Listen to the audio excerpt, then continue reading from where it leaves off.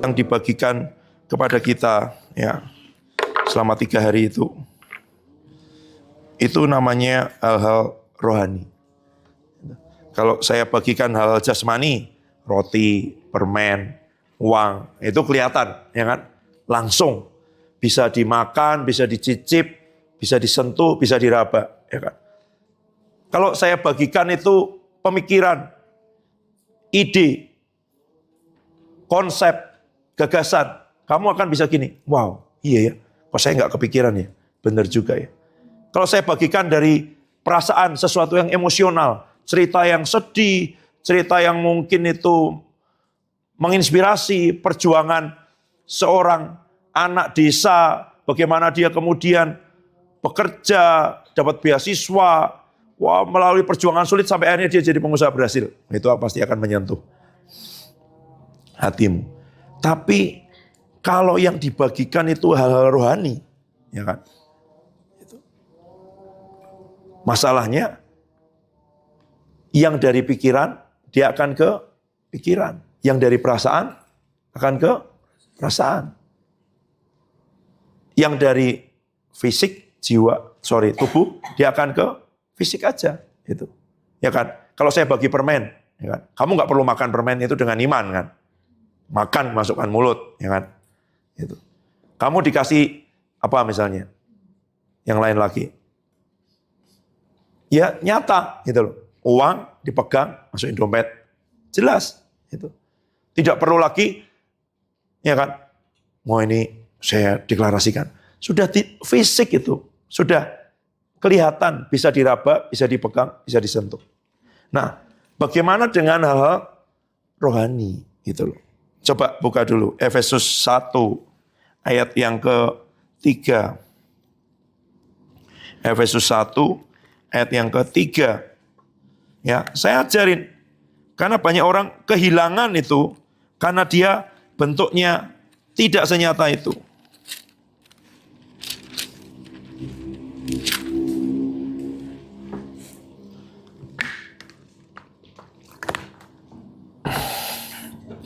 Sudah? Efesus 1 ayat 3. Baca bersama 2, 3. Terpujilah Allah dan Bapa Tuhan kita.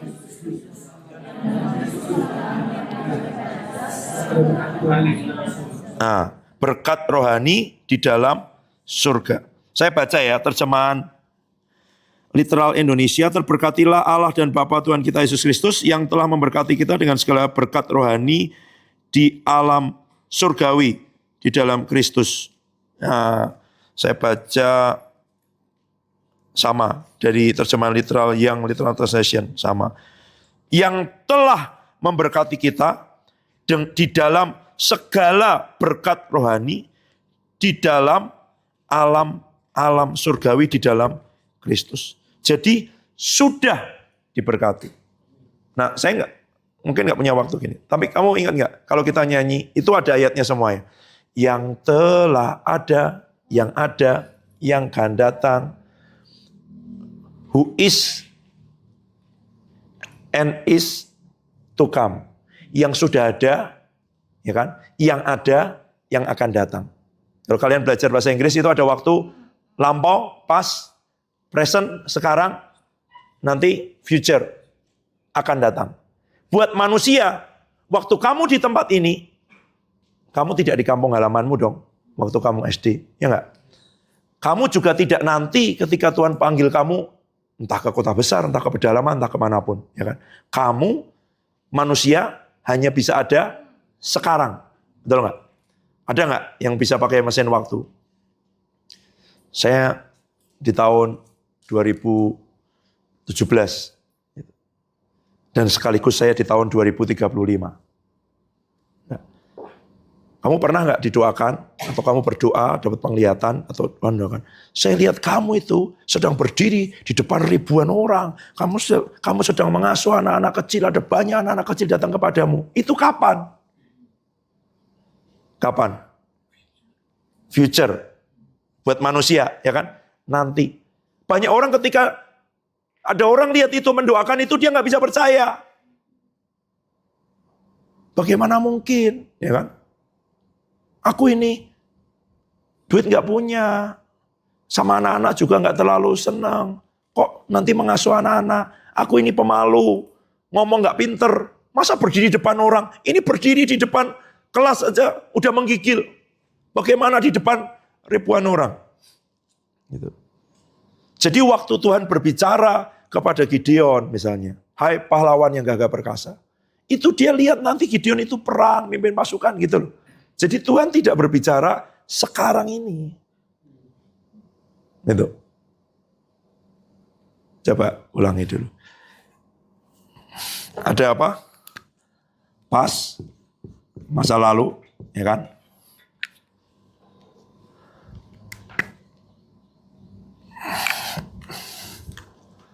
Mami pernah cerita ini. Present, sekarang, dan future, masa depan. Tuhan bilang namanya siapa? Aku yang telah ada, ya kan? Tolong cariin ayatnya dulu. Yang ada, yang akan datang.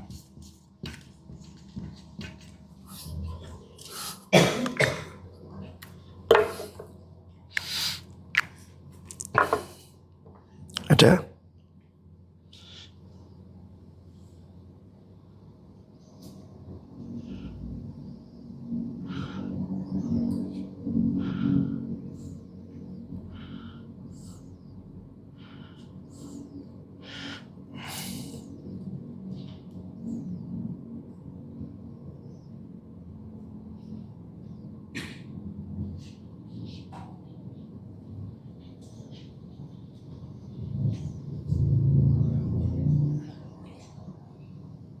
Wahyu. Oke, kalau nggak ketemu nggak apa-apa. Nanti ya nyusul ayatnya ya. Oke, gini. Coba perhatikan ini. Tuhan ngomong apa kalau di kitab Wahyu? Akulah Alfa dan Omega.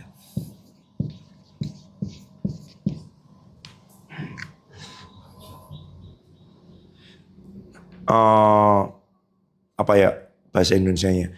Dia author, pengarang, pemula, yang memulai. Dan juga perfecter atau finisher.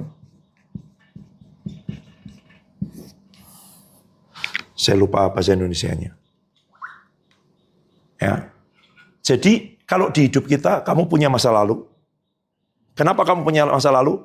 Karena kamu masih hidup sekarang. Ya dong. Kalau kamu nggak hidup sekarang, kamu nggak punya masa lalu. Udah selesai. Kamu punya masa depan, kenapa? Kamu masih hidup sekarang.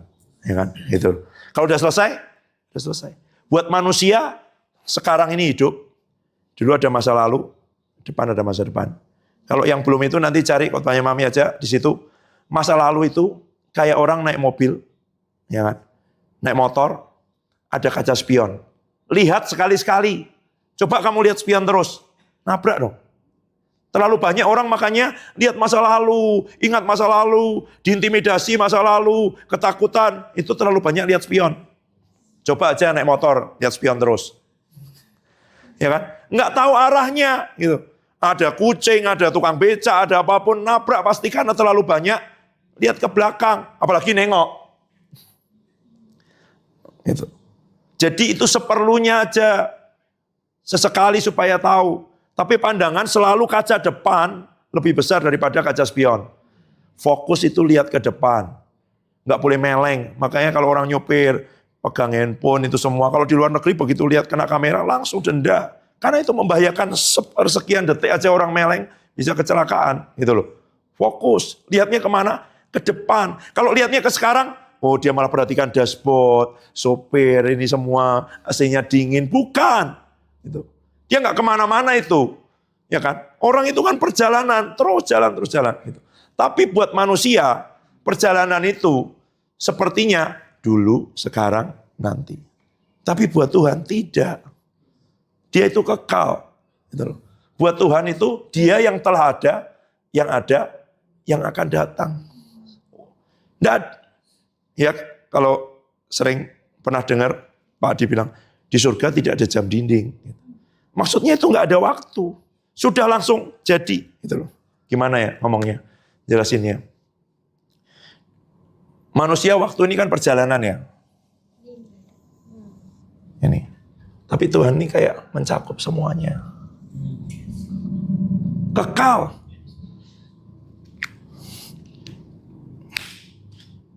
Saya sulit menjelaskan ini, belum cari ketemu perbandingannya. Tapi kira-kira kalau kamu pikir itu waktu kecil dulu pernah kejadian begini, terus diomongin, terus nanti kejadian, oh didoakan kamu begitu, kamu pikir itu 5 tahun lagi, 7 tahun lagi, ya buat manusia. Buat Tuhan, waktu dia berkata begini, dia tunjukkan lewat hambanya, lewat nabi, masa depanmu seperti ini loh, ya kan? Waktu dia berkata kepada Abraham, tanah ini akan jadi milikmu. Kapan itu? 430 tahun kemudian. Ya kan? Kenapa 430 tahun? Tertunda. Harusnya janji Tuhan berapa? 400 tahun.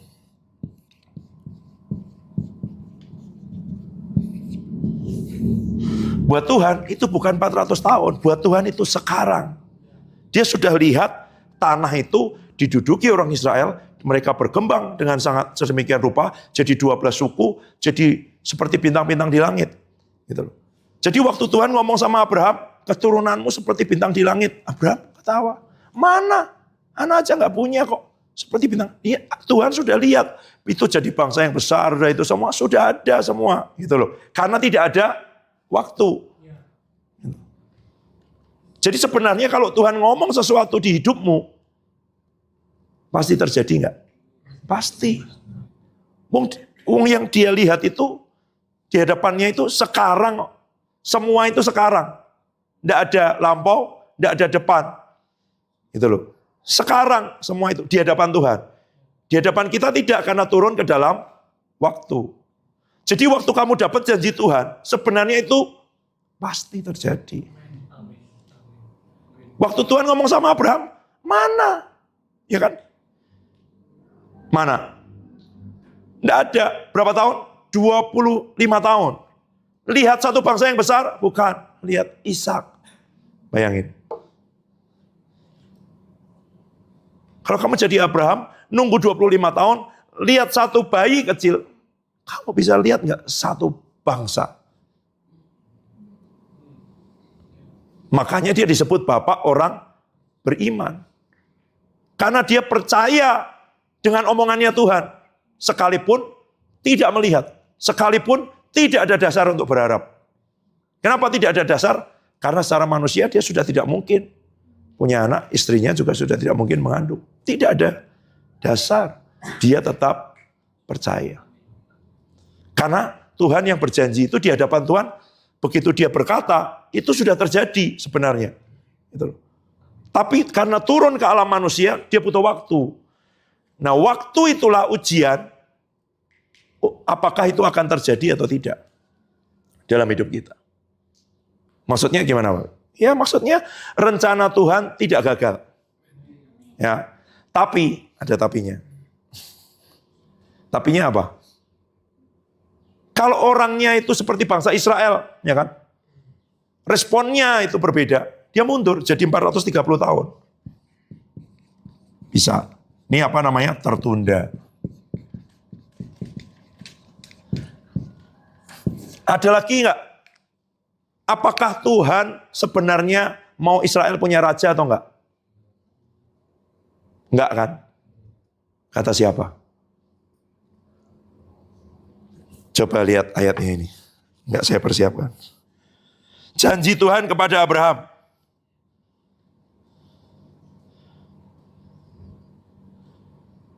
Sebentar.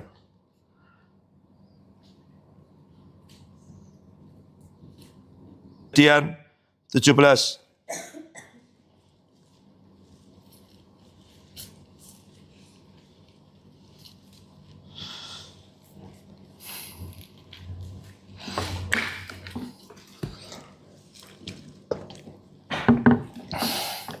Ya. Yuk, baca ayat 1 sampai ayat 6. Perempuan ayat 1, laki-laki ayat 2 bergantian, ayat 6 kita baca bersama. perempuan dulu. 2, 3. Ketika Abram. Maka Tuhan menampakkan diri kepada Abram dan berfirman kepadanya, Akulah Allah yang Maha Kuasa, hiduplah di dalam negeri yang tidak berdosa. Aku akan mengadakan janji yang tak akan mereka dan aku akan berbuat selamanya. Lalu Allah berfirman kepadanya, inilah perjanjianku dengan engkau. Engkau akan menjadi bapa sejumlah besar bangsa. Karena itu namamu bukan lagi Abram, melainkan Abraham. Karena engkau telah kutetapkan menjadi bapa sejumlah besar bangsa. 6. Beranak cucu dan sang. Engkau akan kubuat menjadi bangsa-bangsa. Dan daripadamu akan berasal.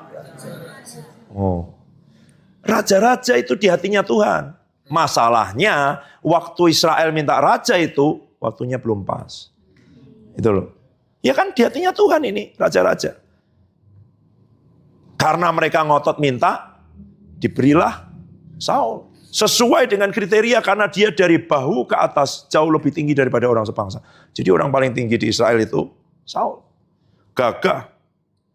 Cocok jadi raja. Semua orang senang.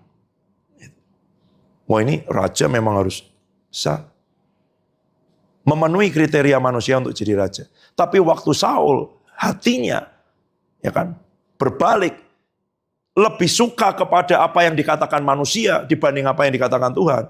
Kenapa? Karena waktu harusnya ya kan dia menunggu Tuhan, tapi dia lihat rakyat itu mulai meninggalkan, mulai itu semua, wah nggak bisa, nanti aku ditinggalkan mereka.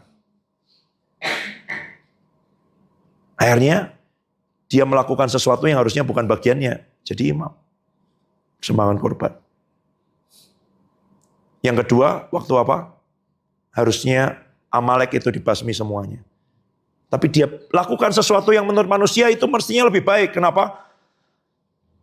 Kambing domba yang bagus-bagus, yang gemuk-gemuk, enggak usah kita ini. Tapi semua yang lain boleh. Gitu. Apa perkataan Tuhan lewat Samuel? Bukankah mendengarkan lebih baik dari mempersembahkan korban? Ayat yang sama yang didapat oleh Pak Adi. Obedience is better than sacrifice. Waktu Pak Adi berpikir bahwa Tuhan, aku jadi dokter aja ya. Nanti aku bantu pembangunan gereja. Nanti aku sumbang ini. Muncul kata itu. Obedient is better. Jangan pernah berpikir kita bisa memberikan sesuatu untuk Tuhan. Dia tidak perlu sebenarnya. Kalau kita letakkan korban itu karena ketaatan. Tuhan bilang letakkan ini. Emangnya kalau dia bilang letakkan handphone, letakkan uangmu, letakkan ini. Dia apakah Tuhan butuh itu? Tidak. Yang dia butuh adalah ketaatan. Yang dia punya alam semesta kok. Ya kan? Pabrik Samsung, pabrik Apple aja dia bisa kok. Ngapain dia butuh sesuatu dari kita? Apa yang dia lihat? Ketaatannya. Gitu loh. Ya. Jadi rencana Tuhan tidak gagal, tapi bisa tertunda. 2, bisa dialihkan.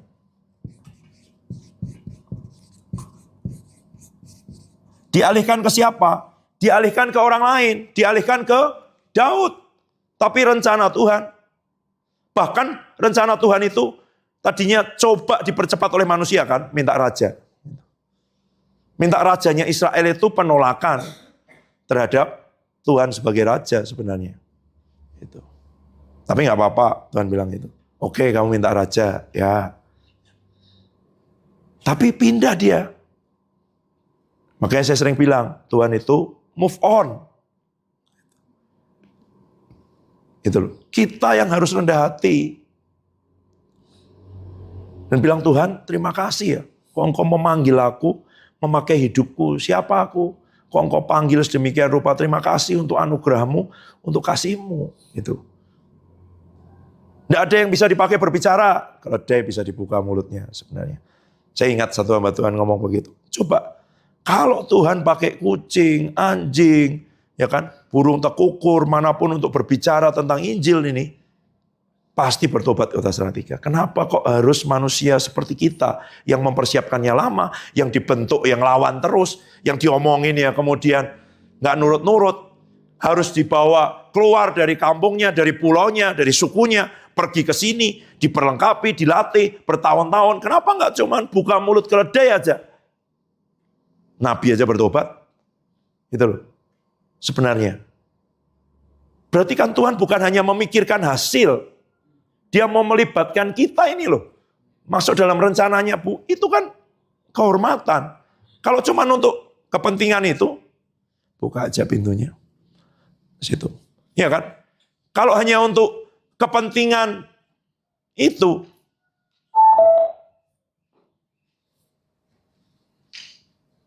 nggak perlu. Kalau hanya untuk keperluan Tuhan, ya kan, malaikat turun. Bukankah nanti waktu sangkakala terakhir dengan itu semua lutut bertelut, semua lidah mengaku, dipaksa. Kenapa nggak sekarang? Gitu loh.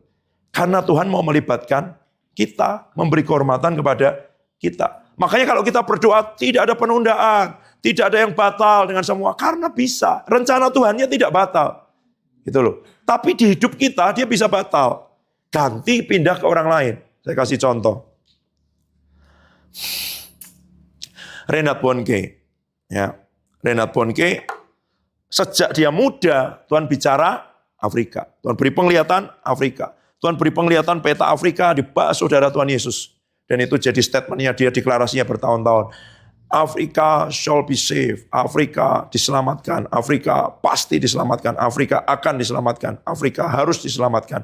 Dia dapat penglihatan peta Afrika, saudara Tuhan Yesus.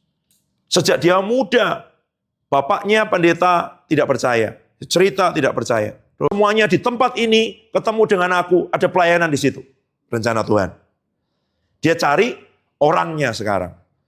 Dia ngomong sama si A, nggak mau. Dia ngomong sama si B, nggak mau. Dia ngomong sama si C, nggak mau. Dia ngomong si D, nggak mau. Sampai dia ketemu orang yang mau. Yang tidak gagal itu rencana Tuhan. Itu loh. Nah, kita mau nggak merespon rencana Tuhan itu? Itu loh masalahnya. Ya dia punya rencana buat kita. Kalau sampai kita ditaruh di situ, berarti sebenarnya itu buat kita. Tapi dia bisa tertunda, bisa dialihkan. Gitu. Saya cerita lagi yang lain. Kathryn Kuhlman. Kathryn Kuhlman nyembah jam-jam, beberapa jam, dan dia naik gitu aja, orang tumor, kanker, sembuh. Kursi roda, berdiri, pakai tongkatnya dilempar, bisa jalan, semuanya, sakit-sakit. Tapi berkali-kali dia ngomong di depan orang-orang muda khususnya, harusnya bukan saya, dia bilang gitu. Saya bukan pilihan pertama Tuhan, bukan pilihan kedua Tuhan, bukan pilihan ketiga Tuhan, pilihan keempat juga bukan. Pilihan kelima juga bukan. Kenapa? Yang terjadi di hidup saya bisa terjadi di hidupmu. Tapi kenapa tidak terjadi di hidupmu? Karena tidak mau bayar harga. Dia bilang. Harusnya bukan saya. Tapi banyak yang menolak. Kenapa? Dia bilang itu. Dia bilang, orang hanya lihat yang wow, sakit sembuh. Ini mujizat terjadi. Gitu ya. Tapi mereka tidak tahu di belakang layar ini. Dia bilang itu ya. Setiap kali sebelum saya naik ke sini, saya sudah mati ribuan kali. Mati dari apa? Mati dari keinginan, mati dari ambisi, mati dari kesombongan. Dia bilang, Kathryn Kuhlman sudah mati ribuan kali sebelum dia naik ke tempat ini. Mau gak? Itu loh. Itu aja masalahnya, dia bilang. Harusnya bukan saya berdiri di sini. Harusnya orang lain. Tapi kenapa kok saya? Karena mereka tidak mau harganya.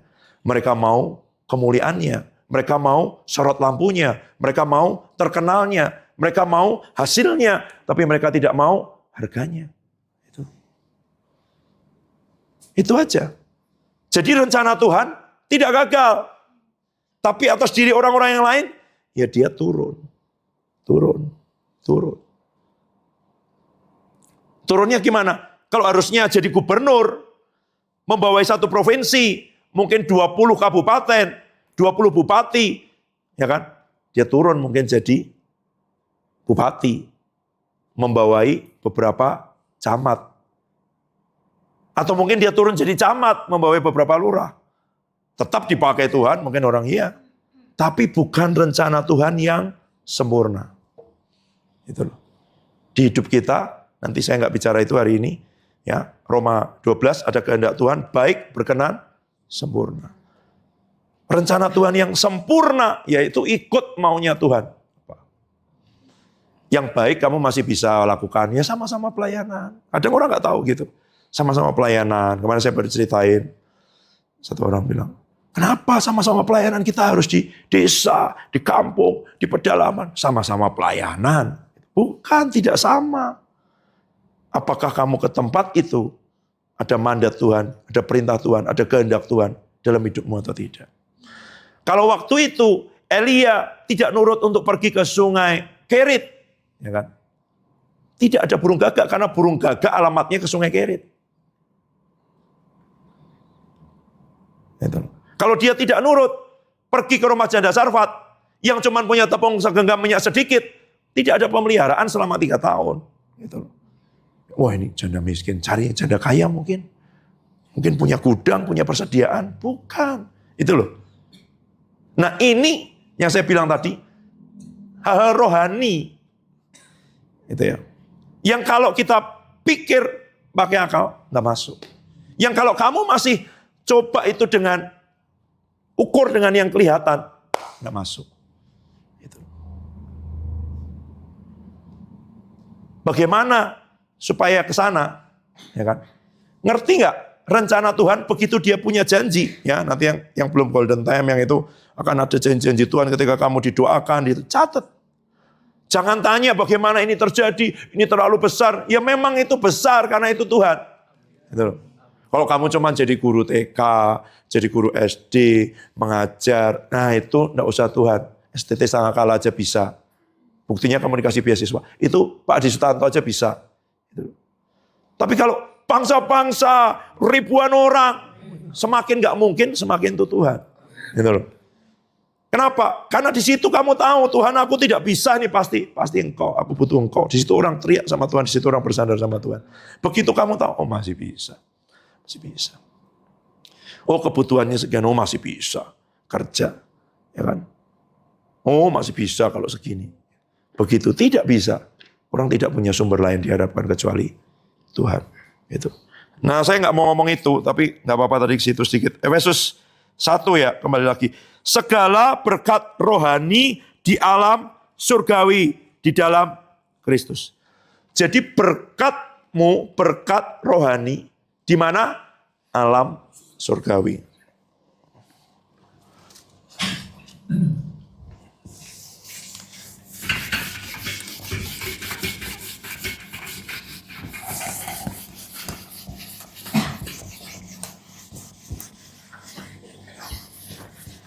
Papan tulis kaca itu enak ternyata ya, ngapusnya gampang.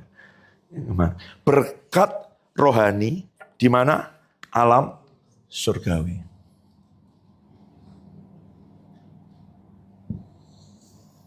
Ini alam surgawi. Ini alam roh. Ini manusia. Jasmani.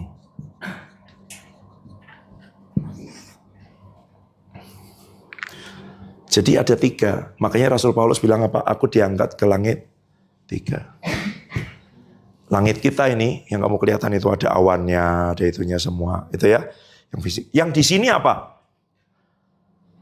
Ya semua yang bisa kamu lihat, kamu raba, kamu pegang, kamu sentuh dengan indera. Yang di sini, nah ini, Efesus berapa? Pemerintah, penguasa, penghulu, roh-roh jahat di udara. Coba.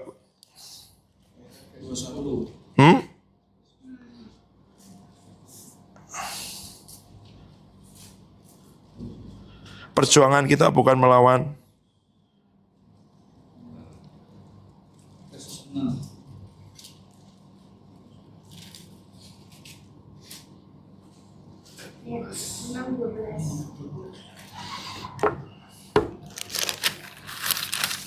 Coba buka.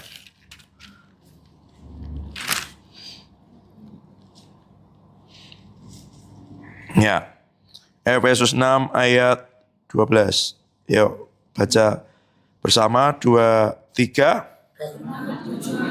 Bukan melawan darah dan daging, tapi melawan pemerintah-pemerintah, penguasa-penguasa, melawan penghulu-penghulu dunia yang gelap ini, melawan roh-roh jahat di udara. Berarti di sini itu ada pemerintah-pemerintah,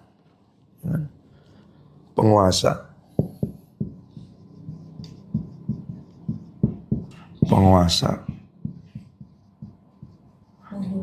penghulu, roh-roh jahat di mana? Udara. Di mana itu? Di alam roh.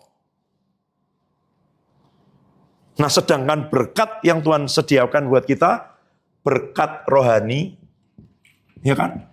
Segala berkat rohani di alam surgawi. Ini loh yang saya bilang tadi, di hadapan Tuhan sudah waktu dia beri janji itu, waktu ada nubuatan dalam hidupmu, itu karena orang itu dibukakan. Sebenarnya berkat rohaninya apa sih buat Dimas? Berkat rohaninya apa sih buat Maji? Berkat rohaninya apa sih buat Bima? Itu. Di sini sudah ada. Orang itu ditunjukkan sebenarnya yang ada di hadapan Tuhan atas hidup Boni itu apa? Atas hidup Arga itu apa? Sudah ada. Nah, orang itu dibuka, diizinkan mengintip berkat rohaninya yang sudah disediakan, ya kan? Sudah loh itu. Segala berkat rohani yang sudah disediakan di alam surgawi di dalam Kristus. Persoalannya manusia yang di sini ini, ya kan? Kalau belum lahir baru di dalam Tuhan Yesus tidak ngerti hal rohani. Waktu sudah lahir baru, mana yang tumbuh duluan? Mana yang tumbuh lebih cepat? Karena ada namanya orang-orang Kristen yang tidak dewasa, masih kanak-kanak, tidak bisa ngerti hal rohani. Efesus 2, buka dulu.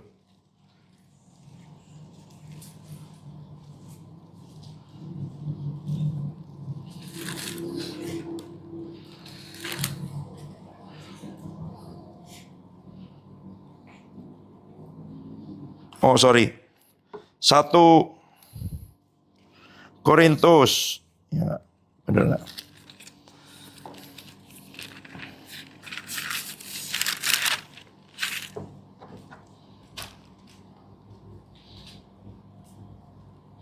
Satu Korintus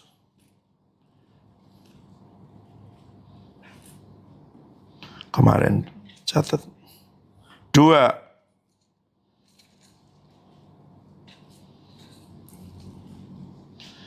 ayat 13. Ayat 12 dulu. Coba. 23, kita tidak menerima roh dunia, tapi roh yang berasal dari Allah, supaya kita tahu apa yang dikaruniakan Allah. Oke. Jadi Tuhan memberi rohnya supaya kita tahu apa? Ini loh. Berkat rohanimu apa aja. Karena yang tahu apa yang di roh, di surga itu, roh Allah. Ya. Roh manusia nanti baca di atasnya, itu menyelidiki apa yang di dalam diri manusia. Nah, tapi yang bisa berkomunikasi dengan roh Allah itu roh manusia. Bukan pikiran. Bukan perasaan. Gitu loh. Ya. Roh manusia menyelidiki yang di dalam diri manusia. Gitu. Roh Allah menyelidiki yang di dalam diri Allah. Nah, yang di dalam diri Allah itu diberikan supaya apa? Kamu tahu apa yang dikaruniakan Allah kepada kita. Jatahmu masing-masing apa? Norbert jatahnya apa? Anita jatahnya apa? Sti jatahnya apa? Semua yang lain, roh Allah itu memberitahu. Nah, kalau ada nabi, ada hamba Tuhan datang, itu kan punya roh Allah. Itu meneguhkan seharusnya perjanjian baru. Orang tidak boleh hanya bergantung kepada yang dari luar. Karena dia diberi roh Allah di dalam dirinya. Tapi dia juga tidak boleh menutup diri terhadap yang dari luar. Merasa bahwa aku langsung sama Tuhan kok. Ya, nanti saya ngajar lain kali tentang warisan, impartasi dan semuanya. Itu membuat kamu lama. Gitu. Jadi kamu harus dapat konfirmasi. Bergumul, ini meneguhkan. Ya, kalau di perjanjian lama enggak. Perjanjian lama, nabi itu. Satu-satunya. Cari nabi. Gitu. Di perjanjian baru, kita semua itu punya roh yang dulu ada di nabi-nabi di dalam diri kita. Nah sekarang dikonfirmasi. Ini diteguhkan. Gitu loh. Ya, caranya tahu begitu ya. Dengan roh kita berhubungan dengan. Nah, roh Allah sudah di dalam diri kita untuk memberitahukan itu semua, tapi rohmu lemah. Kamu hidup tidak bergantung kepada roh. Rohmu tidak dibangun. Mau dikasih tahu juga dia goyah lagi, surut lagi, up and down. Lebih kuat perasaannya, lebih kuat rasa takutnya, lebih kuat khawatirnya, gitu loh. Makanya roh ini harus dibangun. Karena yang bisa ngomong sama roh Allah, roh kita. Gitu loh. Kalau orang hanya dibangun pikirannya, saya punya pengalaman itu, membangun pikiran bertahun-tahun dan tidak bisa ngerti rencana Tuhan. Sekalipun dunia kagum. Sekalipun dihargai oleh dunia dengan apa? Gelar, pengakuan, ijazah, ya kan? Diundang bicara ini itu dan semuanya. Oke. Tapi tidak kenal dengan kehendak Tuhan. Dengan apa yang sudah dikaruniakan Tuhan pada kita, saya nggak kenal bertahun-tahun. Nggak ngerti. Gitu loh. Tahu bisa ngomong tentang Yesus, bisa ngomong tentang keselamatan, bisa ngomong tentang akhir zaman, bisa ngomong tentang gereja, bisa ngomong tentang pelayanan, bisa ngomong tentang misi, bisa nulis malah macam-macam, diterbitkan lagi jadi buku. Makanya kalau sekarang saya baca itu malu. Ini apa sih ini? Nggak ngerti apa-apa, ngomong aja. Karena sebenarnya pengenalan itu di roh. Itu loh. Ya, ini ya alam surgawi, alam roh, alam manusia. Yang kelihatan sini. Baca sekarang ayat 13. 23. Dan karena kami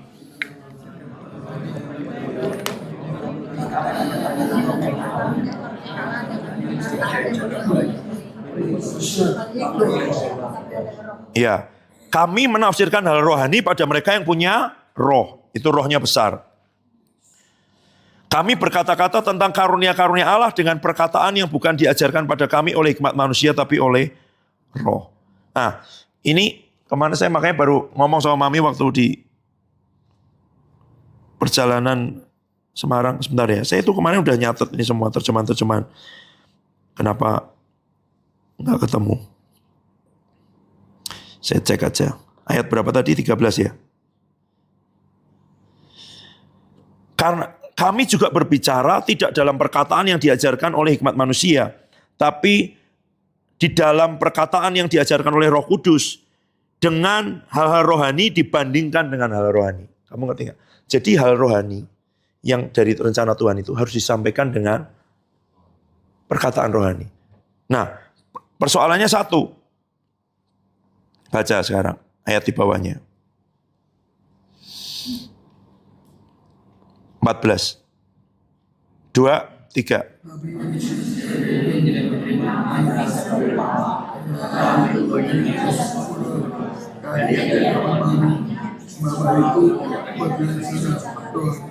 Oke, coba perhatikan.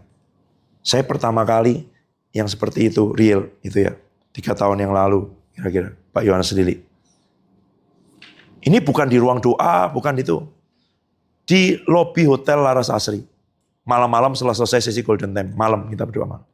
Tiba-tiba beliau ngomong ini di tangan saya ada seperti bola ini berputar-putar. Ada yang bisa lihat enggak?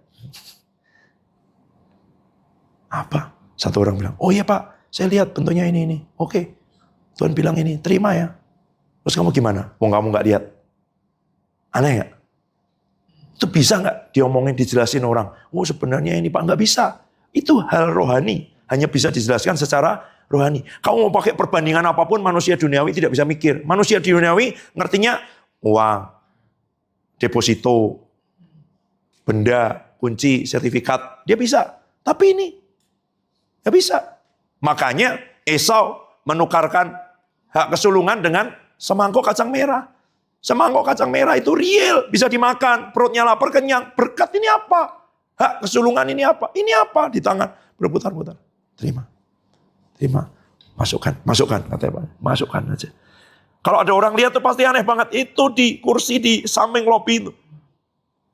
Lagi. Oh ada lagi kata beliau. Nanti terima ya. Tapi saya lihat tuh satu orang waktu terima itu gak kuat. Oh begini-gini. Ini acting apa gimana ya. Oh gak kuat dia begini. Bener. Dia terus setelah nanti cerita, kayak tadi ada galon aqua penuh ditaruh di tangan saya. Makanya dia kayak gini-gini. Padahal kita lihat gak ada apa-apa. Gitu loh. Terus kami lihat berikutnya berapa bulan kemudian di doa pengurapan itu. Orang kan belum tahu, itu baru awal-awal. Wah, jalan sembarangan aja nggak itu. Ternyata ada malaikat yang menjaga di situ. Betul. Tebas dimintakan ampun. Langsung berguling-guling di situ. Kenapa? Iya tadi itu karena dia menganggap ringan ini semua. Itu loh. Saya punya pengalaman sendiri sih waktu pelayanan ya di Bandungan yang pernah ikut, mungkin waktu itu ingat, mungkin Kak Depi sama Yos ikut. Hadirat Tuhan kuat sekali. Menyembah pelayanan ini hamba-hamba Tuhan semua. Tapi hamba-hamba Tuhan sebagian besar tidak percaya dan menertawakan itu. Bahkan waktu kita nyembah di awal mereka malah bersaing, ngobrol lebih keras. Waktu kita atmosfer itu mereka malah ngomong lebih keras. Ada satu orang hamba Tuhan, senior, datang. Ini kan saya di pinggir ya, jadi kayak gini, saya di pinggir sini. Di pinggir sini, saya berdoa menyembah. Gitu. Beliau itu dari belakang, gedungnya kan gede ya. Jalan ke depan, lihat-lihat gitu. Jalan-jalan sampai di depan saya gitu. Lihat gini. Ngapain ya Bapak ini ya? Saya kan buka mata sebentar gitu, nyembah. Setelah selesai dia baru ngomong. Pak, tadi itu saya enggak bisa lihat Bapak. Makanya saya tanya sama orang, saya datangi. Saya tanya, Pak Roni di mana? Di situ. Enggak ada, dia bilang. Saya cuma lihat kabut. Yang kedua, ada satu orang datang. Masuk ke ruangan itu, mau nganterin duit. Karena dia supir, disuruh sama bosnya, nganterin bosnya dalam ruangan itu. Dia nganterin duit, dia ditegur sama orang. Kamu kurang ajar. Nah ini semua. Terus, tapi orang itu tidak ada di ruangan ini Pak. Bukan orangnya di ruangan ini. Itu sopirnya. Ditemuin ke saya. Terus mereka tanya, itu apa Pak? Itu pas pampres surga. Presiden aja datang, ada pengawalnya. Ya kan? Bisa nggak sembarangan? Nggak bisa. Ini raja lagi datang. Itu malaikat tadi ditegur. Dia masuk, nggak itu. Lagi di tengah-tengah penyembahan, masuk. Itu kalau hadirat Tuhan kuat tuh, seperti itu. Itu kalau kamu jelasin orang bisa ngerti nggak? Nggak bisa. Kenapa kamu datang berlutut, minta ditumpangi tangan, minta apa sih? Ada yang bilang, oh saya rasa begini, saya lihat begini, saya itu. Yang lain nggak lihat dengan itu semua, tapi percaya. Yang lain lagi apa sih? Gitu-gitu. Mending real, kasih aku beasiswa, kasih aku uang saku, ajak aku makan. Itu nyata. Ini karena memang manusia duniawi tidak bisa menerima apa yang berasal dari roh Allah. Karena itu baginya kebodohan. Buat apa nubuatan? Buat apa janji-janji? Buat apa blessing? Buat apa impartasi? Itu karena dia manusia duniawi. Gitu loh. Dia tidak bisa menerima apa yang berasal dari roh Allah. Padahal yang Tuhan punya buat kita adalah berkat rohani di alam surgawi. Yang bisa nerima siapa? Roh kita. Itu loh. Ada nggak? Ada. Kenapa? Karena kadang banyak meleset. Kita masih pakai pikiran. Kita masih ragu. Kita kemudian bertanya-tanya. Itu menghambat. Karena berkat rohani di alam surgawi, itu masuknya ke roh kita. Gitu loh. Coba renungkan. Ya. Ini mereka sudah Kristen ini jemaat di Korintus. Tapi tidak bisa menerima manusia duniawi ini bukan orang. Dunia bukan orang Kristen tapi masih duniawi. Manusia punya apa? Roh, jiwa, tubuh. Nanti Paulus ngomong. Coba 1 Korintus 3.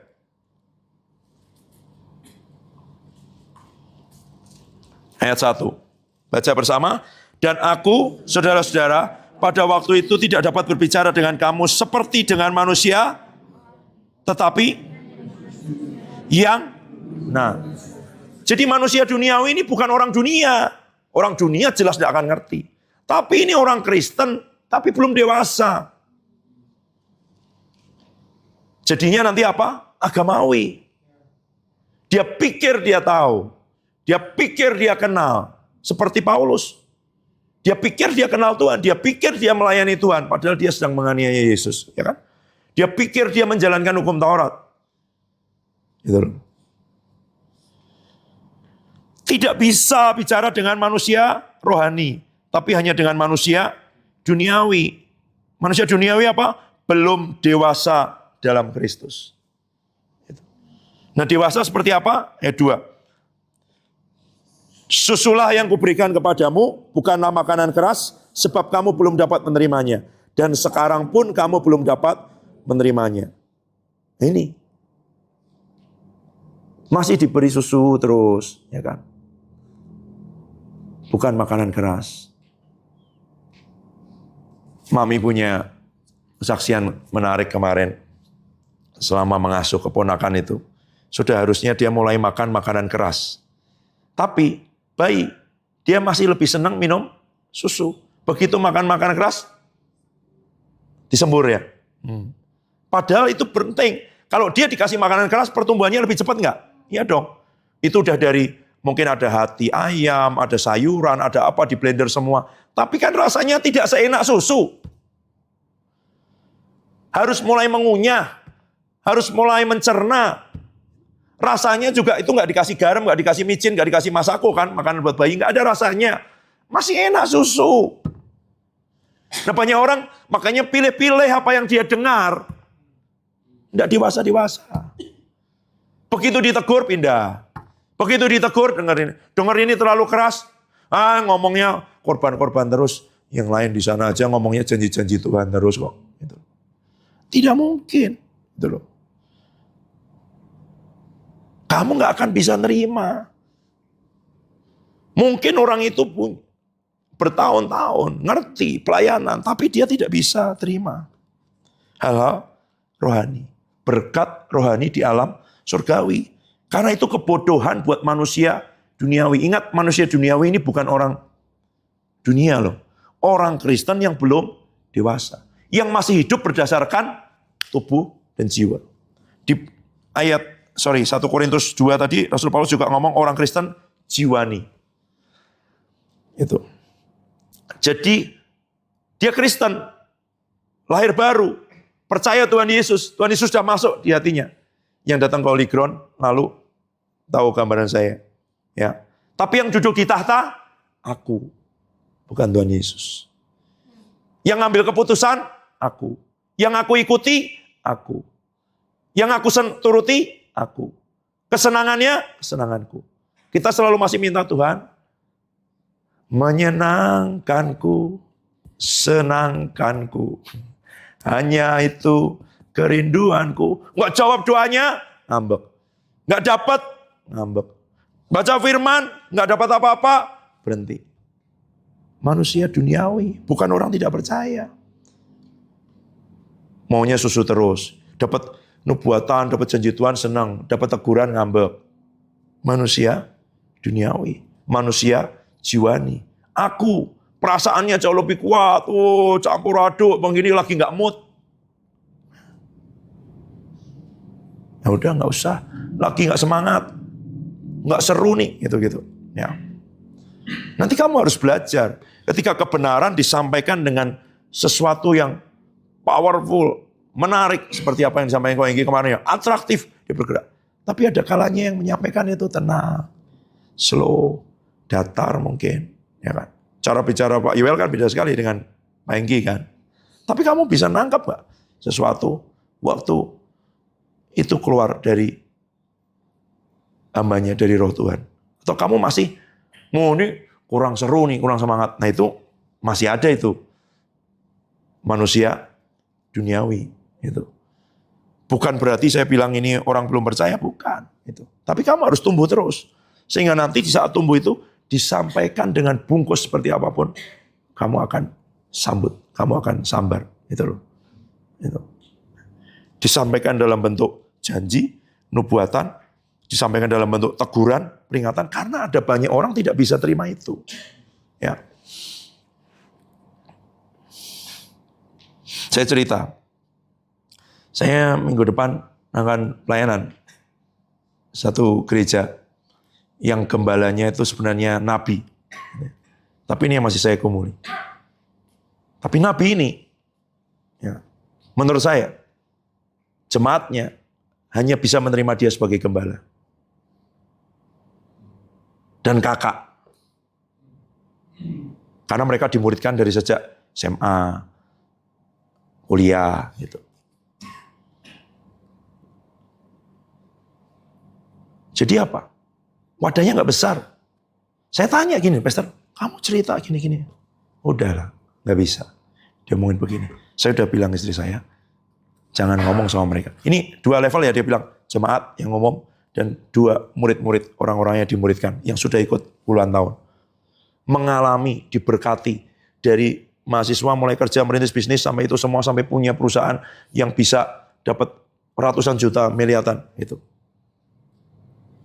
Tapi itu pun masih belum mengerti sepenuhnya hal rohani. Kalau itu terkait dengan jawaban untuk pergumulannya, kebutuhannya, pekerjaannya, berkatnya, rumah tangganya, ya. Tapi ketika itu dengan penugasan, mandat dari Tuhan untuk pergi ke sini, untuk membayar harga ini, untuk berdiri, untuk puasa, untuk ini semua, bolong-bolong nggak dilakukan. Yang terjadi apa? Dia bilang, wadahnya kecil sekali. Sekalipun roh Tuhan dicurahkan besar, ya kan? Kemarin saya kasih contoh. Ini kalau misalnya kalian tahu kan busa buat apa? Bersihin cuci piring, ya kan? Kalau sudah ada airnya penuh, kamu tuangin air terus, yang bisa diserap sama busa itu cuma segitu kan. Begitu diperas, mungkin setengah cangkir. Penuh.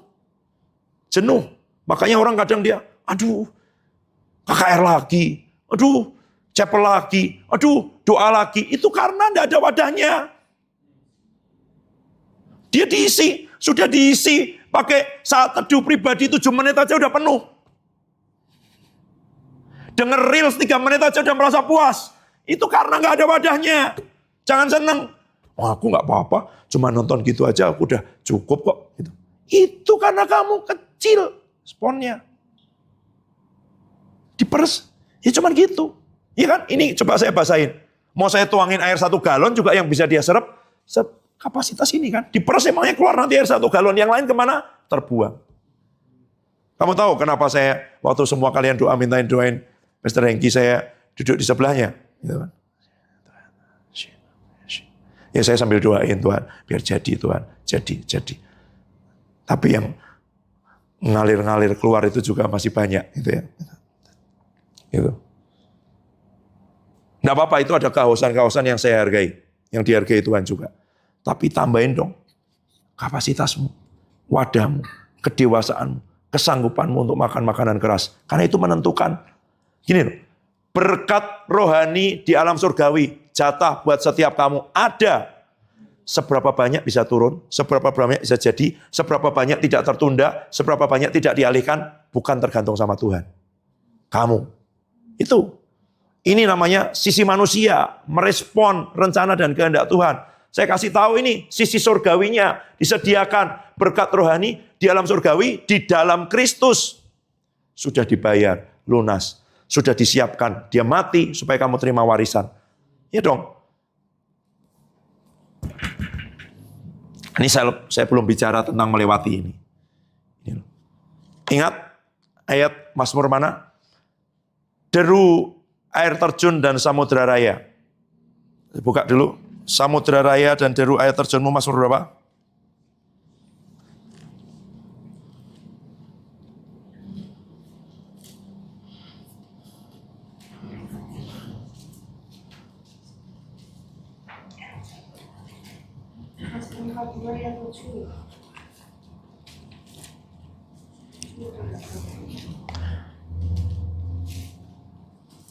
Ayat 8, kalau di bahasa Indonesia 8, di bahasa Inggris 7.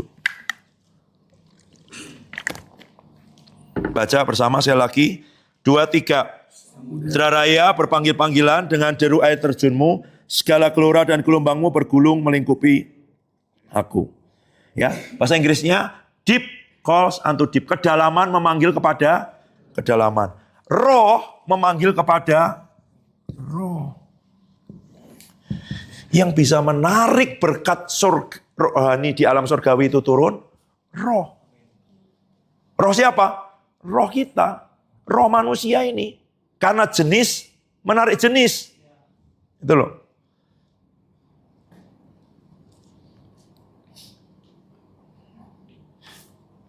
Masalahnya sekarang roh ini, ya kan? Roh Tuhan kan tidak terbatas, sudah jelas. Ini semua sebenarnya sudah jelas. Masalahnya di sini. Rohmu seberapa kuat itu, kayak magnet. Kamu cuman kayak spons segini. Kemarin dia kasih contoh dengan saya. Pastor, kamu bayangin ya, kalau sponnya itu segede kasur. Tolong jangan coba nanti kamu dimarahin KOC. Kamu siram itu semua spon kasurmu pakai air, terus kamu peras itu bisa berapa banyak gitu ya. Pasti lebih banyak daripada ini. Karena dia lebih gede. Seberapa banyak kamu bisa menyerap rohmu. Bagaimana kamu membangun manusia rohmu. Bagaimana kamu melatih manusia rohmu. Bagaimana kamu memberi makan manusia rohmu. Sehingga dia tumbuh. Itu besar, kuat. Gitu loh. Barang siapa berkata-kata dengan bahasa roh, dia tidak berkata-kata kepada manusia. Kalau dia bernubuat, dia membangun orang lain. Tapi yang berbicara dengan bahasa roh, dia membangun dirinya sendiri. Yang belum dapat, nanti kita doa lagi, bahasa roh. Yang sudah dipakai. Itu nggak masalah. Kosakatamu sedikit, banyak, cuman itu aja. Tapi kamu pakai. Nanti tumbuh manusia rohmu, tumbuh. Karena dia sedang berdoa, berbicara sesuatu kepada Tuhan yang jiwamu nggak mau. Yang akumu nggak mau. Tapi dia ngomong begitu. Ya, buat yang belum pernah dengar saksian salah satu kakak dulu.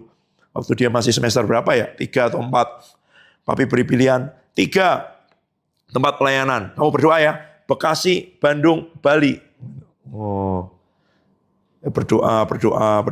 Gitu. Terus dia berdoa dalam bahasa roh. Dan KOC waktu dengar itu, Tuhan beri pengertiannya. Gimana Kak? Dimanapun kau tempatkan aku mau. Itu rohnya ngomong gitu. Jadi kan dia doa bahasa roh. Namanya itu. Itu KOC waktu dengar itu, Tuhan dimanapun aku mau. Tapi di pikirannya, jangan Bekasi Tuhan. Jangan Bekasi. Tuhan dengar yang mana? Roh. Kalau rohmu tidak berdoa, jangan Bekasi, ya sudah, Tuhan nuruti. Dan akhirnya kemana? Bekasi. Nah saya dengarnya ini sekian tahun kemudian, bukan waktu itu. Gitu loh. Itu. Ya. Tapi itu perjalanan. Dari Bekasi aja bergumul, sekarang orang ada di pedalaman Sulawesi Tengah. Dan waktu papi telepon, gembira-gembira aja malah tambah gemuk. Ya, itu sukacita.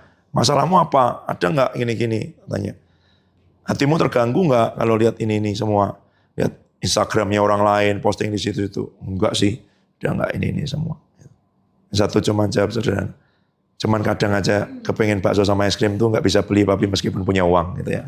Bersyukur kamu ya kan, meskipun nggak punya uang ada bakso dan es krim ya. Janganlah kalau bisa ada. Tapi waktu nggak ada, waktu kayak gitu, kamu masih bertanya-tanya nggak setelah 6 bulan nggak ada sinyal, nggak ada apa-apa itu ngapain aku di sini ini semua. Kamu lihat postingan orang lain kamu gini, nggak sih? Gitu. Ya puji Tuhan ya, omongan pribadi. Tapi itu bertumbuh rohnya. Dari yang tadinya jiwanya masih kuat, masih berontak, masih mikir, masih nawar, masih itu semua. Tapi rohnya teriak, Tuhan aku mau yang kau mau. Nah waktu rohmu tidak kamu latih teriak. Yang terdengar di surga apa? Pikiranmu. Dan pikiranmu tidak bisa menarik berkat rohani di alam surgawi turun. Yang bisa narik roh. Nah roh ini kayak pompa. Gitu loh. Kalau ya ada orang cuman gini. Ada orang memang senang sih kamu. Pak Roni saya nggak apa-apa, saya nggak bawa pompa, saya cukup bawa kanebo, apa-apa saya tampung-tampung semua yang keluar dan gitu. Ada orang lain datang bawa mesin pompa. Set, satu kolam itu, ya kan, sedot seikan-ikannya. Ya kan? Ikannya Kak Oscar itu satu kolam, set, sebentar pindah dia. Gitu. Coba kamu, saya kasih busa ini, ya kan. Mau minta kamu berapa? 100.000 saya kasih lah. Coba kuras kolam itu di depan asrama. Pakai busa. Nanti saya kasih busa lebih besar daripada penghapus ini. Jadi caranya gini, masukkan, terus dipindah ke ember, diperes, masukkan ke ember. Gitu. 200.000 lah. Mami mau nambahi? Mungkin. Gimana? Kak Oscar pernah nguras itu loh dulu. Pakai ember. Ya tapi dibuang sebagian. Ya kan sebelum wisuda. Makanya langsung ada yang lihat itu tergerak terus kasih beasiswa dia. Siapa tahu kamu gini surga langsung tergerak. Wah ini aneh kok goblok banget. Gitu. Kamu ngerti nggak? Itu nggak, ya kan? Kenapa nggak pakai mesin pompa? Loh, kalau kamu nyedotnya begitu, turunnya juga segini-segini. Loh, berkat rohani di alam surgawi buat hidupmu itu turunnya sejauh rohmu bisa nyedot itu. Nah, rohmu ini harus dibesarkan kapasitasnya, kausannya, makanya kasih makan lagi, ya kan? Kasih minum lagi, nyembah lagi, bahasa roh lagi, deklarasi lagi, jebol lagi, kasih makan lagi, terus dia tumbuh. Lama-lama orang tidak hanya punya itu. Gitu loh. Bertambah. Nanti bahkan kamu jalan aja dia udah kayak magnet, narik-narik semua yang lain datang gitu. Yang tadinya kamu harus mulai dengan ambil, minta dengan seperti itu. Nah, kalau kamu enggak kamu latih. Karena itu Rasul Paulus ngomongnya Pak, latihlah dirimu beribadah. Latih. Disiplin. Konsisten. Tambahi kapasitasnya. Kasih makan. Saya ngomong. Nggak selera, paksa. Nggak bisa makan, infus.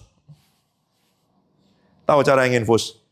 Dengerin khotbah keras, tapi ya terus jangan kamu udah diinfus, minum vitamin, tapi nggak makan nasi, nggak makan itu, ya nggak bisa dong. Itu sementara, ya kan? Ada orang dengerin khotbah terus, tapi nggak pernah baca Alkitab sendiri. Kamu mau diinfus terus, kemana-mana bawa itu? Enggak kan? Itu sementara aja, lagi nggak selera nih, paksa. Tapi sambil itu ya makan, minum vitamin. Ini makanan harus dimakan. Gitu loh. Nyembah, bahasa roh, deklarasi, perkatakan, terus roh besar. Nanti orang bisa lihat kok. Roh besar, gitu loh. Rohmu perkasa, rohmu kuat. Karena waktu rohmu besar, rohmu perkasa, jiwamu bisa kamu atasi sendiri. Pemazmur itu kalau ngomong, hai jiwaku, kenapa engkau gelisah? Itu rohnya kuat. Makanya dia bisa ngomongin jiwanya. Kalau enggak, kalah dia didesak sama jiwanya. Kayak gini, sudah ngapain ini semua, ikutin itu. Atau enggak masuk akal kayak gini, kayaknya enggak mungkin lah, itu terlalu besar-besarkan dengan itu. Macam-macam. Karena rohnya kalah kuat sama jiwanya. Kalau rohnya kalah kuat sama dagingnya, ya dia akan ikuti kesenangan, kemalasan, apapun, keadaan, kondisi, ajakan orang. Rohnya harus kuat, rohnya harus dibangun, rohnya harus diberi makan, rohnya harus dilatih terus. Karena itulah yang bisa menarik setiap berkat rohani di alam surgawi. Itu yang bisa menghargai hal rohani, karena hal rohani hanya bisa dibandingkan, dijelaskan dengan hal rohani. Kalau levelnya sebenarnya, kalau masih bisa dicari perbandingannya, itu masih level-level dasar. Bill Johnson ngomong, nanti di level yang tambah lagi, itu nggak ada perbandingannya di bumi. Jadi itu udah nggak bisa dijelasin. Gimana? Pewahyuan. Kalau orang masih, seneng tuh, saya kalau dengar dia jelasin itu pakai ilustrasi-ilustrasi yang masuk akal gitu. Itu sebenarnya belum orang rohani. Nanti nggak? Karena sebenarnya pikirannya masih lebih kuat. Sudah percaya Yesus, sudah lahir baru, sudah. Tapi ininya nggak tumbuh sebenarnya.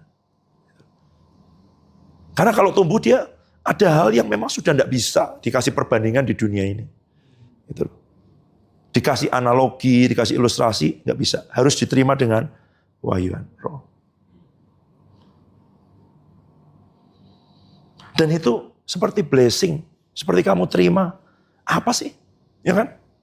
Apa istimewanya ucapan Ishak kepada Yakub? Misalnya,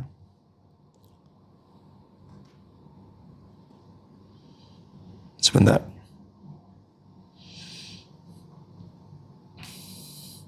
Buka dulu sebentar. Kejadian 27.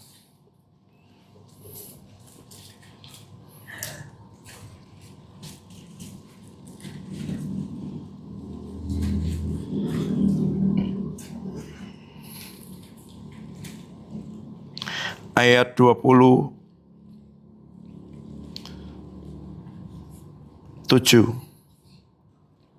sampai 29. Yuk, 23. Lalu datanglah Yakub dekat-dekat dan diciumnyalah ayahnya ketika Ishak mencium bau pakaian Yakub, diberkatinyalah dia, katanya. Sesungguhnya bau anakku adalah seperti bau padang yang Allah akan memberikan kepadamu embun yang dari langit, dan tanah-tanah gemuk di bumi, dan gandum serta anggur berlimpah. Bangsa-bangsa akan takluk kepadamu, dan suku-suku bangsa akan sujud. Jadilah Tuhan atas akan sujud kepadamu. Siapa yang mengutuk engkau, terkutuklah ia. Siapa yang memberkati engkau. Coba kata-kata ini waktu Esau datang, Bapak, apa tidak ada lagi berkat yang lain? Ini kalau kata-kata tinggal diulang dong. Masa Yakub lupa barusan ngomong tadi? Ya kan? Coba lihat Kejadian 28.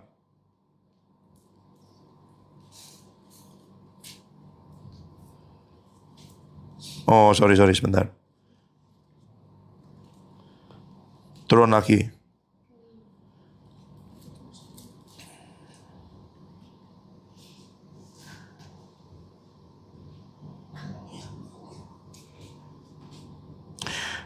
Baca dulu ayat 33.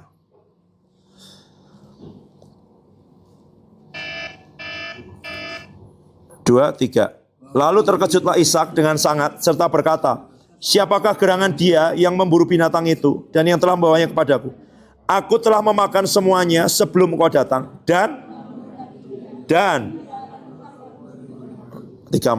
Sesudah Esau mendengar perkataan ayahnya, meraung-raunglah ia dengan sangat keras dalam kepedihan hatinya, serta berkata kepada ayahnya, berkatilah aku ini juga ya Bapak. Jawab ayahnya, adikmu telah datang dengan tipu daya dan telah merampas berkat yang untukmu itu. 36.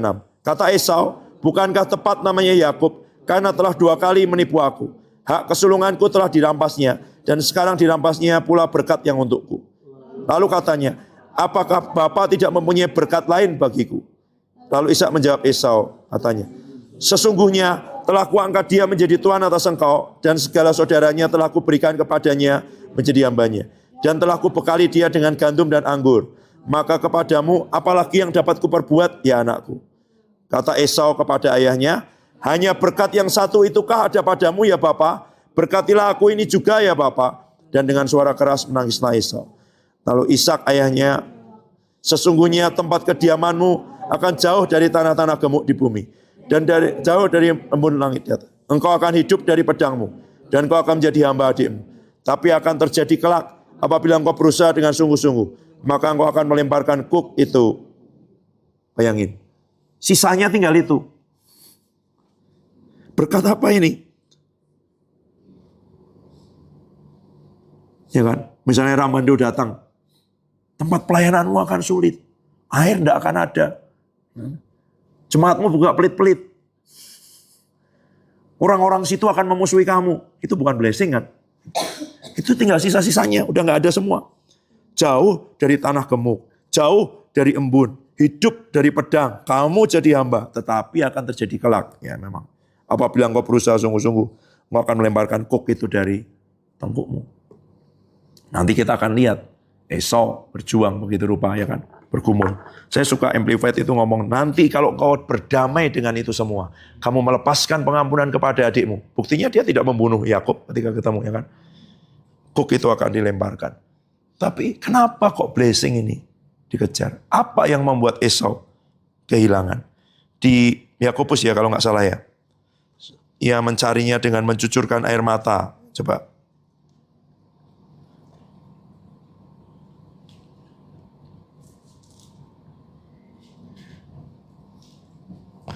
Tapi tidak.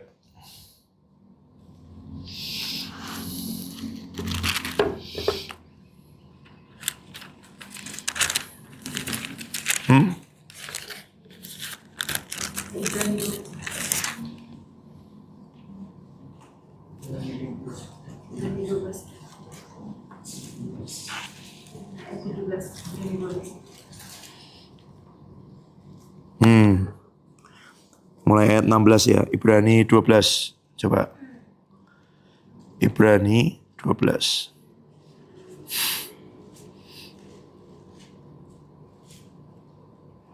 Ayat 16. Yuk, 23.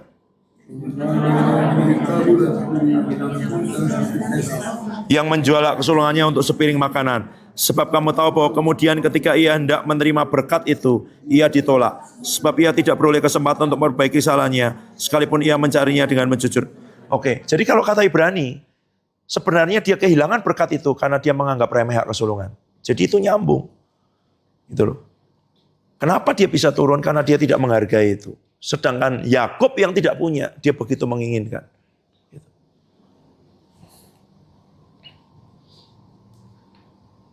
Kalau berkat itu hanya perkataan, ya kan? Tinggal diulangi kan, selesai kan? Tapi ternyata nggak bisa, gitu loh. Berarti berkat rohani di alam surgawi itu nyata, gitu loh. Cuman untuk dia jadi nyata di hidup kita. Nanti waktu dia jadi nyata di hidupnya Yakub, dia pergi dengan tongkat, dia pulang bawa 2 pasukan, ya kan? Yakub terima blessing. Dia pergi ke tempat Laban. Dia berangkat dengan apa? Tongkat. Menyeberangi sungai Yordan. Nanti balik lagi dia bawa 2 pasukan. Kambing domba yang banyak semuanya dengan itu semua. Itu dari mana? Blessing. Jadi bangsa. Berkembang jadi kerajaan-kerajaan. Menurunkan Yesus. Itu adalah hal paling penting sebenarnya. Janji Tuhan. Ya kan? Itu di mana? Berkat rohani di alam surgawi. Dan manusia duniawi tidak bisa ngerti. Jadi kalau kamu tidak tumbuh, kamu tidak kasih makan, kamu tidak latih manusia rohmu, kamu tidak paksa itu, ya kan? Kamu mau yang nyaman terus, yang enak terus, yang kamu senang terus, kamu mau aku terus, kamu tidak akan bisa ngerti ini. Dan kalau kamu kehilangan itu, tidak bisa menghargai itu. Kamu lihat orang maju ditumpangi tangan. Kamu lihat orang manifestasi. Kamu lihat orang kesaksian tentang pengalaman rohaninya. Kamu ngetawain, kamu nganggap remeh, nganggap itu. Jangan-jangan nanti bisa seperti Esau. Waktunya dia dapat berkat pun nggak bisa dapat. Nangis pun mencucurkan air mata. Tidak bisa dapat. Kenapa? Menganggap rendah kesulungan. Saya suka kemarin, saya baca terjemahan literalnya gini. Bukan 2 kali dia menipu aku. 2 kali dia memegang tumitku. Apa yang harusnya jadi kutuk dalam hidupnya. Ya kan? Waktu Esau lahir kan, dipegang tumitnya sama Yakub kan. Karena dia sebenarnya pengen keluar duluan. Masih bayi aja sudah. Gitu ya. Itu memegang tumit itu seperti mengambil punya orang lain. Memang seperti menipu gitu ya. Tapi itu seperti menyerobot. Terjemahan harafiahnya bukan 2 kali dia menipu aku. 2 kali dia memegang tumitku. Dia ambil semua. Yang diambil bukan kambing dombanya loh. Bukan pencuri loh ini loh. Hak aja. Orang anggap sepele kok. Satu kali ada orang ngomong ini. Oh kalau kamu enak. Kalau kamu percaya berkat Tuhan. Teologi kemakmuran. Ngecek-ngecek gitu lah. Gitu. Teologi sukses ini semua. Itu semua. Itu gitu. Loh. Kamu gak percaya? Gitu. Gini deh. Coba bikin surat tulisan sekarang. Semua hak saya, jatah saya dari Tuhan, saya serahkan pada Roni. Teolog nih. GS3 sekarang. Nggak tahu, udah selesai belum. Oh hebat sekali tulisannya ini semua. Saya suruh ngomongin. Kan kamu gak percaya. Bilang, semua jatahku, hakku ini semua. Bikin surat tulisan aja gitu. Nggak berani. Tapi kalau ngomong tentang berkat, tentang itu semua, nyinyir. Loh, kalau kamu nggak mau, tulis. Aku bilang. Gitu. Ya. Yang seperti ini tidak bisa dipahami oleh manusia duniawi. Jadi dewasa itu bukan hanya tentang pertumbuhan, tapi tentang apa yang dipercayakan Tuhan, rencana Tuhan. Kamu juga nggak akan bisa ngerti, gitu loh. Karena ini diomongin kepada roh kita, gitu loh. Roh kita itu tanggung jawab kita. Berkat rohani di alam surgawi itu Tuhan menyediakan. Ini saya belum bicara ini nih. Dihalangi di sini nih, ya kan? Kamu tarik pun nanti akan ada yang menghalangi di sini, nggak cukup waktunya, ya kan? Jadi kamu tarik nih di roh, kamu pikir langsung turun dari sana, pindah? Enggak. Di roh ada di rohmu, tapi rohmu itu kurang gede, roh dan roh. jiwa, dan tubuh. Kamu udah dapat nangkep di rohmu. Itu nanti jebol keluar lewat jiwa dan tubuhmu. Sampai semua berkat itu, semua blessing itu, embun itu semua, ya kan? Tanah yang subur itu, jadi kawanan kambing domba, jadi sebuah bangsa, itu butuh nerobos ini. Jadi kamu jebol sini, nerobos ini. Waktu kamu jebol, kamu tarik dari surga, masuknya ke rohmu. Rohmu di dalam, ada bungkusnya namanya jiwa dan tubuh. Nah gimana kalau yang nggak ngerti? Gitu, bayangin. Gitu. Begitu kamu bisa narik di rohmu. Narik di roh, nanti ada peperangan. Kenapa kamu deklarasi peperangan rohani? Karena ada pemerintah, penguasa, penghulu, roh jahat yang mau menghambat itu. Nggak bisa langsung, harus lewat ini. Gitu. Dan begitu dia masuk, nangkep, terima, masih di roh. Ya dong. Janji-janji masih di roh. Makanya orang anggap, apa sih kamu? Loh ini, ya kan? Nyata, gitu loh. Kamu lihat contoh paling nyata adalah Tuhan Yesus. Di bumi seperti di surga. Itu kehendak Tuhan. Jadi gimana? Ya roti bisa berlipat ganda. Air bisa jadi anggur. Uang sebenarnya, bahasanya Pak Adi itu, uang Tuhan tuh di mana-mana. Di mulut ikan juga ada. Kadang juga di genteng. Kadang juga di mana. Ada, gitu loh. Tapi bagaimana kita ngerti itu semua? Ini tarik dulu ke sini. Nah, setelah di roh, di dalam rohmu, kamu berhasil tarik. Sekarang bagaimana mengeluarkannya? Itu. Ini PR lagi. Tapi ini dulu. Kalau kamu nggak bisa nangkep ini, nggak bisa ini, masih manusia duniawi. Ini aja kamu nggak bisa terima kok. Ini aja nggak bisa diajarin kok.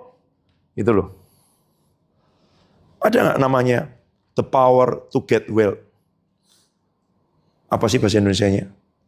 Kekuatan untuk memperoleh kekayaan. Itu berkat Tuhan. The power to get wealth. Ada namanya kekuatan untuk memperoleh kekayaan.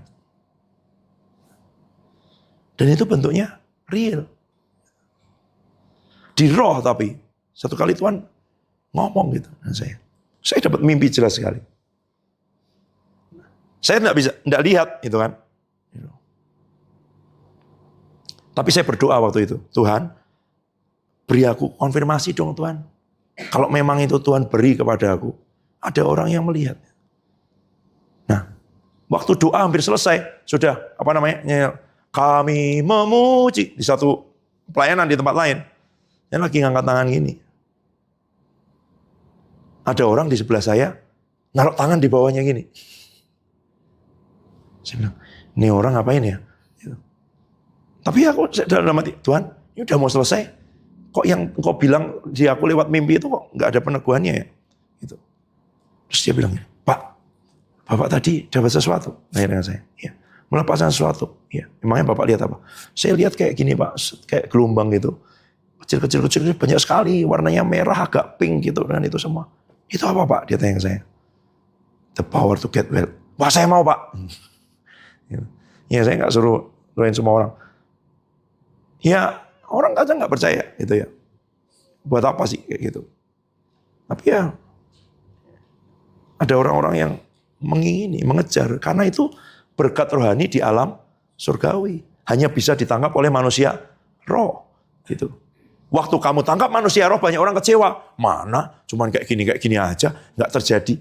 Harus kamu seberangin. Nanti ya, next ya. Roh nerobos jiwa dan tubuh. Yang tadi loh, pikiran, perasaan, kehendak. Untuk bisa nangkep aja, manusia roh dilatih. Tumbuh kuat dengan ini. Tapi nanti, ini yang Ko Hengki ngomong kemarin tuh. Mindset. Ya kan? Pembaharuan pikiran. Itu semua. Ini nolong itu.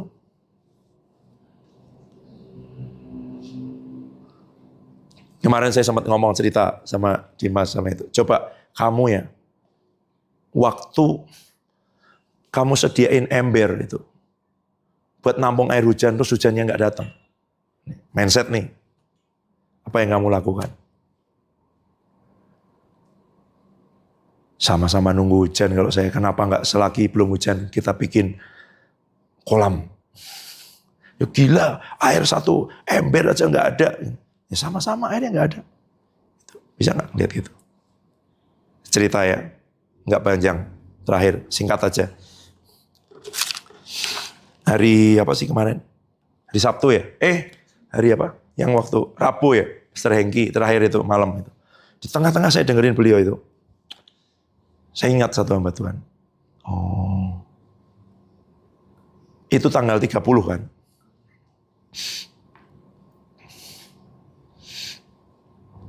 Tanggal 30. Dan luar biasa Tuhan. Sejak tanggal 1 sampai tanggal 30.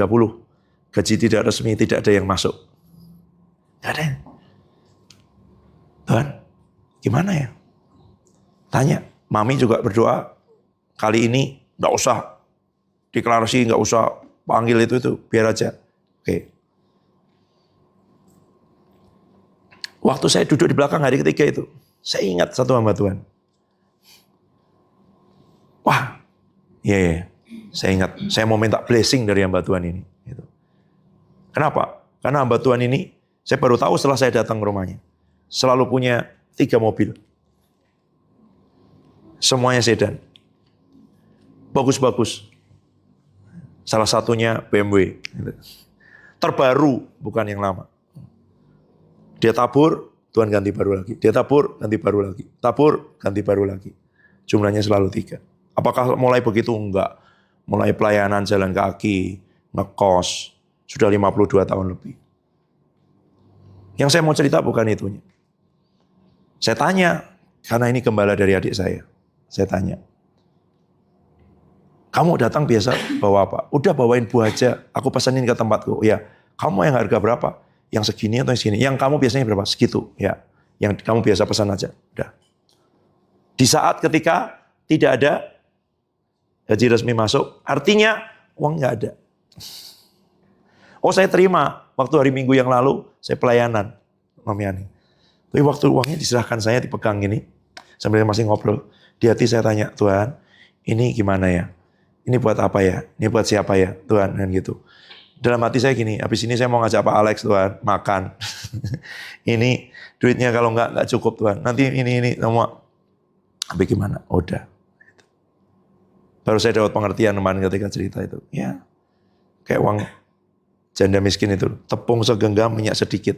Kalau toh ini kita pakai buat makan, nanti siang, habis itu mati juga. Mati lebih cepat lah, serahkan aja. Saya bilang, saya nitip dulu supaya hati saya ikut ke Semarang. Karena Mami Aning barusan cerita bagaimana dia berhasil masuk ke penjara wanita, penjara pria, bawa bakso, bawa mobil box, semuanya ngasih makan ratusan mangkok, ratusan bungkus dengan itu semua.